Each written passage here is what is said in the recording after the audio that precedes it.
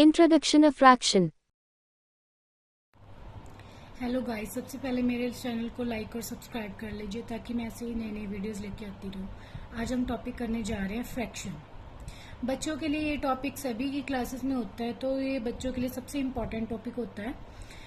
तो बच्चों को सबसे पहले ये नहीं पता होता कि फ्रैक्शन क्या होती है। What is a fraction? Fraction होती है पार्ट ऑफ ए होल। सबसे पहले हम लिखेंगे part of a whole. Fraction होती है कि कोई भी एक चीज ले लो, चाहे ये ले लो, एक डिब्बा है, मैंने इसमें 4 पार्ट्स कर दिए, तो इसमें मैंने ग्लासेस रख दिए। तो ये वाला जो, अगर मैं ये वाला बोलूं कि इसमें जो वाला ग्लास है, तो ये क्या हो गया? This one is a one part of a whole. This one is a one part. ये एक पार्ट है होल का। तो फ्रैक्शन क्या होती है? फ्रैक्शन एक पार्ट होती है होल का, चाहे वो 1 हो सकती है, 2 भी हो सकती है, 3 भी हो सकती है, 4 भी हो सकती है, सो ऑन। सो वो एक पार्ट होती है। जो फ्रैक्शन होती है वो आपने हमेशा याद रखने, वो एक इक्वल पार्ट्स की होती है, जिसके इक्वल पार्ट्स हुए हों। ये नहीं है कि मैं एक बॉक्स जैसे बना रही हूं तो मैं भाई इसका फ्रैक्शन निकाल दूं। नहीं, मैं इस वाले पार्ट का फ्रैक्शन बिल्कुल नहीं निकाल सकती, क्योंकि पार्ट्स क्या है? अनइक्वल है। तो फ्रैक्शन हमेशा इक्वल पार्ट्स का होता है। जैसे एक चपाती ले ली हमने, तो चपाती के हमने, जैसे मैंने फ्रैक्शन निकालनी है, एक चपाती है, चपाती को मैंने हाफ कट कर दिया, तो अब इस पार्ट का फ्रैक्शन क्या होगा? 1 पार्ट आउट ऑफ 2। नीचे वो नंबर आएगा अभी जितने भी पार्ट्स हैं, 1 है या 2 है, तो जिसकी फ्रैक्शन निकालनी है उसको काउंट कर लो, वो आएगा। अगर एक ही चपाती है, अगर मैंने उसके 4 हिस्से कर दिए, तो वो इक्वल पार्ट्स में डिवाइड कर दिया। अगर मैंने दिस वन पार्ट का फ्रैक्शन निकालना है तो क्या करूंगी? This one is a 1 2 3 4, total कितने हैं? 4। तो दिस वन कितने हैं? 1।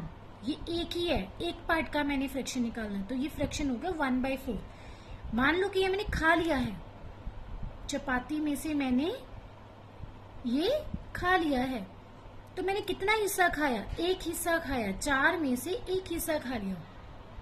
इसको बोलते हैं फ्रैक्शन। तो वो हमेशा इक्वल पार्ट्स का होता है, अनइक्वल पार्ट्स का कभी नहीं होता। जैसे कि आपके घर में विंडोज होती हैं, तो उसका भी आप निकाल सकते हो, but that part must be equal. So there are lot many things in our house, in our room, in our classroom. We can find out the fraction, but the parts must be equal. अब इसके components की बात कर रहे हैं। Components कौन से होते हैं? इसके 2 कंपोनेंट्स होते हैं। एक होता है न्यूमरेटर और सेकंड होता है डिनोमिनेटर। अगर बच्चों को कंफ्यूजन होती है, वो भूल जाते हैं न्यूमरेटर डिनोमिनेटर होता क्या है, तो आपने कैसे याद रखना है? D for denominator, D for down. जो डाउन वाला पार्ट होता है वो डिनोमिनेटर होता है, जो अपर वाला पार्ट होता है वो न्यूमरेटर होता है। आपने ऐसे याद कर सकते हो, D for down, D for down, तो वो डिनोमिनेटर बन गया। तो ऑपोजिट है कि एन फॉर ऑपोजिट होगा, न्यूमरेटर अपर पार्ट होगा। ठीक है, तो ये उसके हो गए कंपोनेंट्स। अब हम करते हैं उसकी टाइप्स कितनी होती हैं। अलग वाली मैं अलग से लिखाऊंगी, बट अब इसकी फ्रैक्शंस की, बस डिनोमिनेटर और न्यूमरेटर की टाइप्स बताने जा रही हूं। एक होती है proper fraction. Proper fraction, proper में क्या होता है? प्रॉपर में आपको कोई भी फ्रैक्शन जैसे दे दी 3/10, जैसे 4/15, तो इसमें हम क्या देख रहे हैं? ये प्रॉपर कैसे है? क्योंकि जो न्यूमरेटर है that is less than denominator, वो नीचे वाले नंबर से छोटा है। जब भी आपका न्यूमरेटर डिनोमिनेटर से छोटा हो तब वो प्रॉपर फ्रैक्शन कहलाता है। जैसे 4/15, तो 4 इज ऑल्सो लेस देन 15। ठीक है, तो आप ऐसे भी कह सकते हो कि प्रॉपर कब होता है। प्रॉपर को अगर मैं आपको वेरी इजी लैंग्वेज में समझाने की कोशिश करूं, मान लो कि एक लेडी जा रही है, ठीक है, लेडी का वेट है 50 kg। अगर उसने अपने सर पे मतलब हेड पे अपने वेट से कम वेट उठाया हुआ है तो वो प्रॉपर हो जाता है। तो क्या हो जाता है? प्रॉपर। तो इट मीन्स कि वो लेडी प्रॉपर तरीके से वॉक कर सकती है। ठीक है जी। एक लेडी है, उसने अपने सर पे, वो 50 kg उसका वेट है, अगर उसने अपने सर पे 10 kg वेट उठाया हुआ है तो इट मीन्स कि वो इजीली बियर कर सकती है 10 kg को, तो वो चल सकती है। That is a proper weight. Improper की बात करूं अगर मैं, इम्प्रॉपर उससे ऑपोजिट हो जाता है। अगर हमारी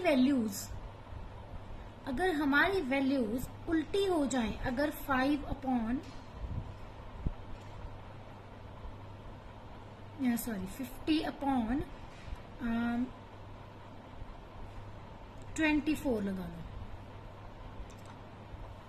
तो अब अगर लेडी का वेट 24 है तो वो 50 kg वेट उठा रही है, दैट कैन नॉट बियर, वो इम्प्रॉपर होगा, उसका बैलेंस नहीं बनेगा। अगर वो चल भी पाएगी लेकिन वो उसका बैलेंस नहीं बनेगा और वो ज्यादा देर तक नहीं चल सकती उसको प्रॉपर तरीके से, और वो सहन नहीं कर सकती।